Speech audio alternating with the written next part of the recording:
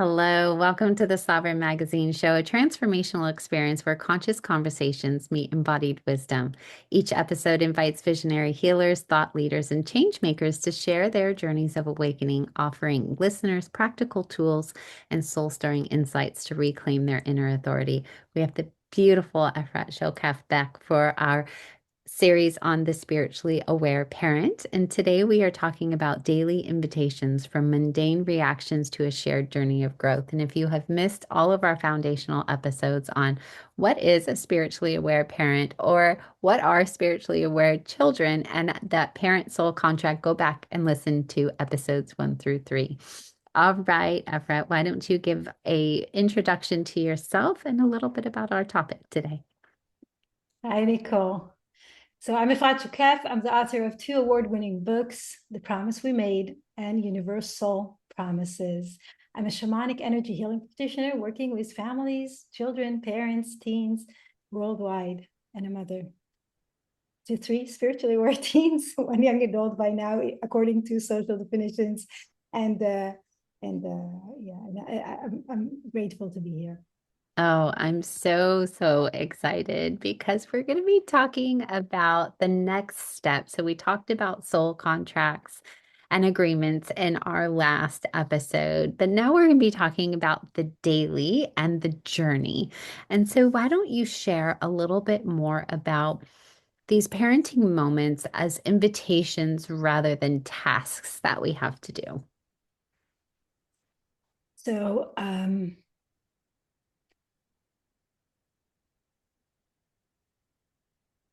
everything that happens to us, everything that happens around us is an invitation. And especially within our interactions with our children or very close people, because all those very close, sorry, all those very close interactions are interactions we invited, we wanted to have as part of our soul's journey. And when we're talking about nuclear families and a parent-child dyad or a few children, it's more of a shared journey than a personal journey, especially in the first years. So everything that happens to one of our children is also happening to us. Everything that happens to us is also happening to our children. Any piece of healing, of embracing the journey that we take, every such step affects our whole family. Every step that they take, even if it's just admiring the hummingbirds in the window, that's a step inviting us as well. So it's a shared journey. It's a shared journey. It's always a shared journey. And it's amazing to observe how, when we tune in to that piece, that big piece of being on a shared journey, something shifts in our ability to walk life together. Suddenly things fall in place. Suddenly we can listen to one another, not just listen to our words, listen to our behavior, our requests, our needs, our challenges, our gifts, our wins. And then each one of these take us together. But I think that what, in my experience, it starts literally in daily moments, daily moments. When I was recovering from my car crash and near-death experience, I noticed that when I'm aligned, really aligned to my truth, I'm having what I call them soul moments, but it's a moment. It can be 5 seconds. It doesn't have to be even a moment of feeling the luminosity, the tranquility, the calm, the presence, and knowing the truth that I felt when out of my body in my near-death experience, but now within my body, within being present in my very literal reality. As part of my journey, I was looking, I really wanted to share this amazing experience of expansion with my daughters. And I learned that it's not about telling them the story of what happened during the NDE. It is about guiding them to create those soul moments within their lives, guiding us to be authentic, aligned, very, very attentive to our truths. And when I say it starts with very, very literal moments, it's those moments that you need to take a drink of water and you don't go and do that. And it's that moment that your phone beeps, but you're doing something with your child at that moment, or you're folding laundry, which you won't have time later. And do you continue doing what you're doing, or do you go pick up that phone? It's about those moments of knowing depending where you live and your schedule, at 4 p.m. that you need to start thinking about dinner or supper if you haven't already. And do you continue scrolling on your phone for another half an hour? Do you continue working? Do you delay something? Or do you listen to that inner knowing, I need to go to prepare dinner now? It's those inner knowings of you're out with your kid and just enjoying yourselves. And is your mind spinning about all the list of things you have to do in order to get them in bed on time? Or can you just embrace that moment? All of these little moments, and every parent can think about so many such examples, are moments that we can be aligned to our truths or unaligned to our truths. Self-compassion, we all notice the unaligned moments much more before we notice the aligned moments. But as we notice those unaligned moments, we can start shifting within our days. And it starts in those very, very literal moments of saying, oh, I'm going to shift something, or noticing our nervous system and then taking an aligned, deep, relaxing breath before reacting. And when we start noticing, we communicate to our soul, I'm listening. And then the alignment or the invitation for alignment will start growing into greater and greater aspects of our lives. And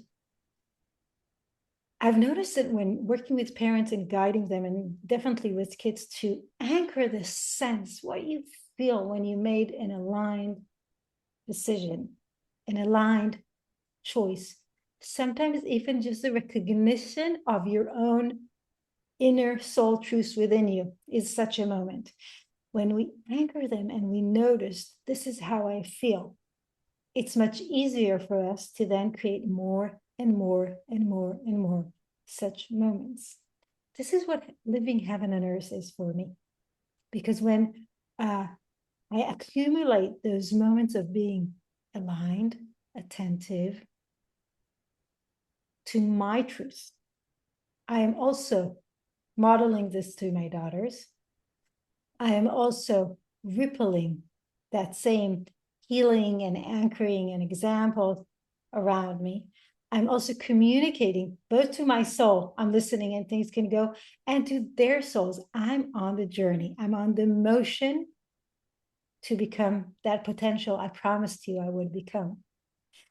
And that legitimizes, especially with younger kids that are the little ones that are so expanded, and really we are blessed to have so many amazing souls join us here on earth in this time, when we, even if we are not yet who they trusted us to be, but we are in that process of being attentive to those soul moments, to what's aligned and what's not aligned, and learning, we tap into their soul's journey and we communicate, because we always communicate also energetically. It's just, we communicate more energetically than with our words, but we communicate, stay on your journey. I'm doing my best to fulfill that promise of becoming who I promised I would be.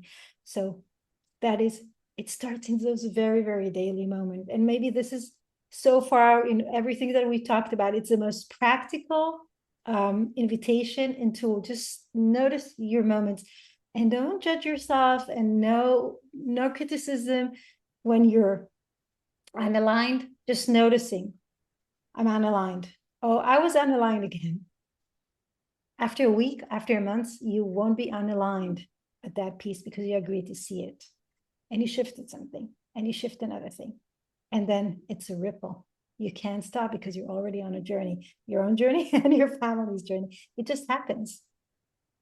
It is so true. It is so true. I was the first one to start shifting things in my family, and now they all are definitely shifting as well. And even the shared language that I have with my husband, he talks about manifesting now and talking to the universe and all these things that 10 years ago he would have never said. And so it definitely is a ripple.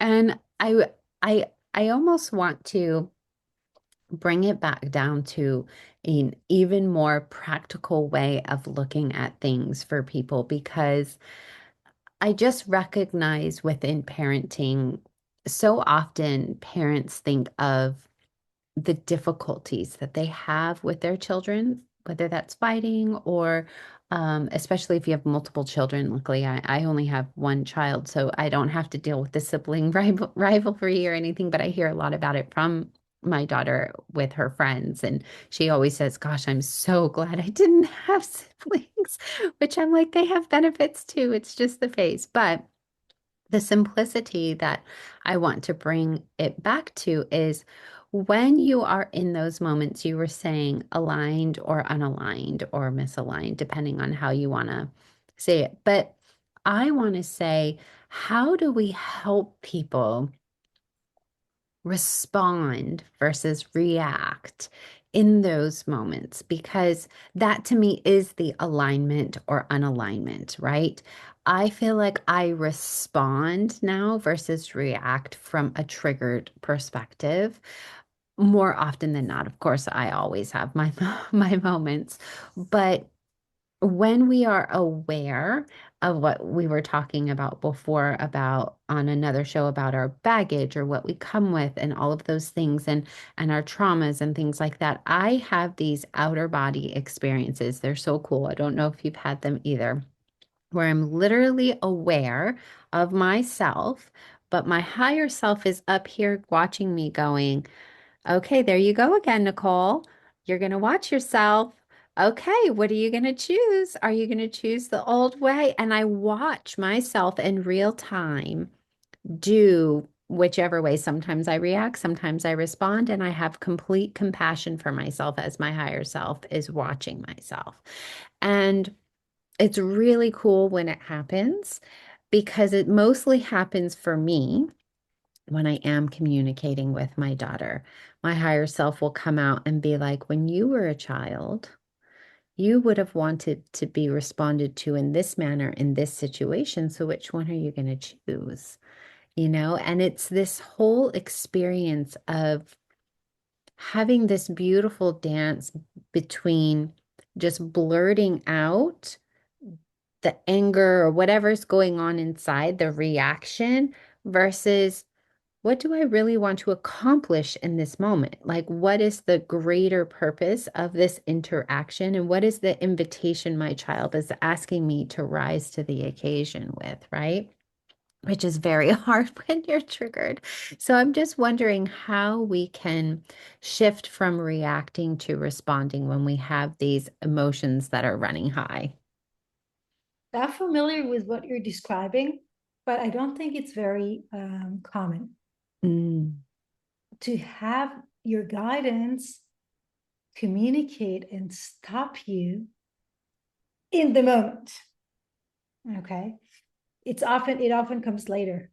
That reflection, that thought, that inner work. Most people don't, I think both of us are familiar with that in continuous guidance, being present in whatever we say and do. But we've walked a long journey to be where we are in that co-creation of our daily moments.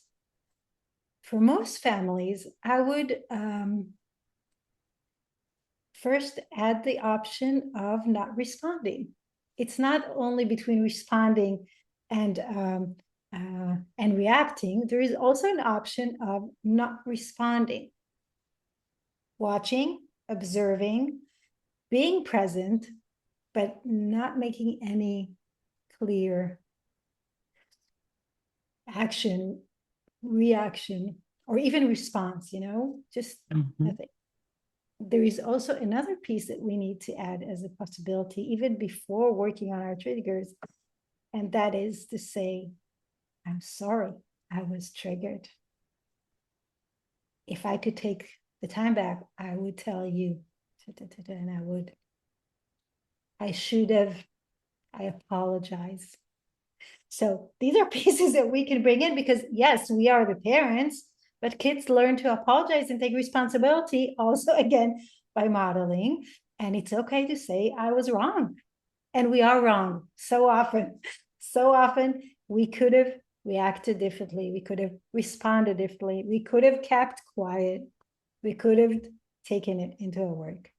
And the process between in shifting from triggers to response and from response to an accurate, precise soul response, because there are slightly different, uh, is looking at the invitations. So if we are triggered by a way our daughter responds to a friend or reacts, we take it to ourselves and we ask, when do I react like that? Or when did I react like that? And we can also take it over, when do I react like that? When were times when other reacted to me that way, and what did I feel? And that usually opens up a thread of tracking into other deeper themes that we can unweave. The deeper we go into the root of that pattern, the quicker we heal. And again, Yeah. so many modalities available for us today to do such work. And as we heal, so it's about anger. It's about noticing those. When my daughters were young, I would notice them imitating how I talked.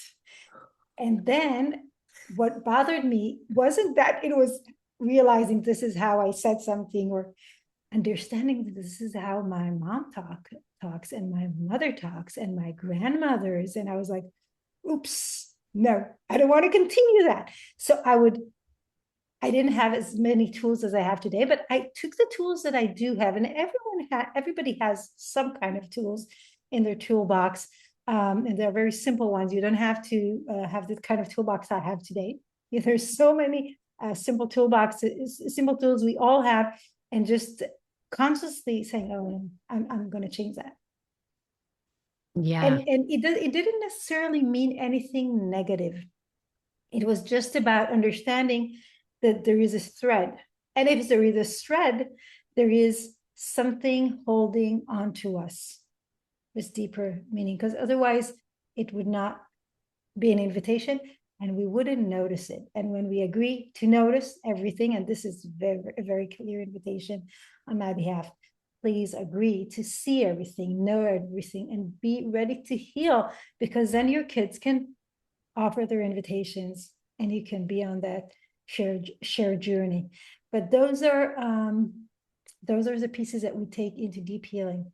And as we work with every trigger, then we're not then we shift into responding and being attentive and letting go of the control of needing to be the leader of that journey. No, we're on that journey together. No one is more important than the other. So sometimes not responding, sometimes just sitting through, just listening, are often more powerful tools than putting the fire down in the moment. Yeah, I love Yeah. this so much because it's reminding me of this moment I had with my daughter. I don't remember the topic, but she was like, "Mommy, what did I do wrong? Like, why are you so upset?" And I was like, "No, honey. You're the adult in this situation. I'm the child. I'm having a temper tantrum right now. This is my inner child being very upset about whatever it was going on. And you responded beautifully. I mean, she really did respond like an adult. And she was like, "Oh, okay. This is so great. Mom's having a temper tantrum." And I'm like, "You just got to give me some time." And that was it. I didn't need to say anything else. I just needed to share with her that She did okay. She responded how I should have as the parent. And then I was having the temper tantrum. I don't even remember what it was about. But I also loved that you said sometimes there is no response. Oftentimes, I will just listen. I actually don't say a lot to my daughter.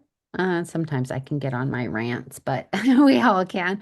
But I get more information from her when I'm quiet. She is one that will share more if there's no response. And so I love when I'm just quiet and she's just rambling on because I actually get a deeper insight into what she's thinking because it's almost like she's journaling out loud when she talks. And so not saying anything and just being a witness has actually strengthened my relationship with her because I wouldn't say that on a daily basis she's very free flowing with her emotions verbally. I can definitely tell energetically where she's at. But when she does share, I just have to be quiet and just have no response. Or I often ask her, how did that make you feel? Or what do you think about that instead of offering advice? Because oftentimes she's not looking for the advice, right? And so there's this recognizing when we're operating from our own conditioning of trying to fix everything as a parent, right? Versus, just giving our child that space and giving them the gift of presence. Yeah, and what you just said is really important because often kids ask for space, and they ask for space because this is what we taught them. Like my daughters still sleep, all three of them, they have the same room. We have enough rooms in the house so they can each have their own room, but no, they're sleeping in the same room because they have their chats and like this party before they go to sleep. It's their thing. But there's so much focus. We see with a lot of family about each child having their own room, their own space. Culturally, we are pushing them away. We are pushing them away. So, and kids learn that they need space. We too sometimes need the space to come down and gather our thoughts when something activated us. But you can give space and be patient and let your child come to you, or even not have a conversation about something while still being present. And again, this will be very different for different families, but sometimes it's those little acts that we reach out to them. We are there. I'm thinking about it, and I'm thinking about also not taking it too far into being so present that you cancel who you are, because then we're doing the opposite of what we want to do. We want to be who we are. And for each of us, that means something different. And for each of us, with 1 year and another month, it's a different story. But it's about taking that journey of growth. And again, returning to what I always say, being a spiritually aware parent, we weave in spiritual tools. We weave in our spiritual understanding that everything we do is about more. It's a spiritual journey, energetic communication, and we take responsibility and do what we need to do. And if we're returning to the start of our conversation, it starts by noticing what's aligned and what's not aligned, noticing our moments of being really attentive to our inner truths. And that changes because as we heal and transform and become more of who we are, we can even see more of what it is. So Mhm. one Yes. step at a time. Yes. Okay. I've been loving this conversation so much. Thank you so much for sharing all your gifts with us. We have Thank you, another Nicole. episode coming called Raising Children in Transformative Times, which is definitely what's going on right now. And I love that you shared, we don't know what the future is going to hold for them. And so we can only be in this present moment. And so if you're enjoying these episodes, definitely like, share, subscribe. It helps us in the algorithm. And if you need to find Efrat Shokef, she is so wonderful to work with. I personally work with her myself. All her details are in the show notes. She will be back for another episode. Thank you so much for being here today. Thank you, Nicole.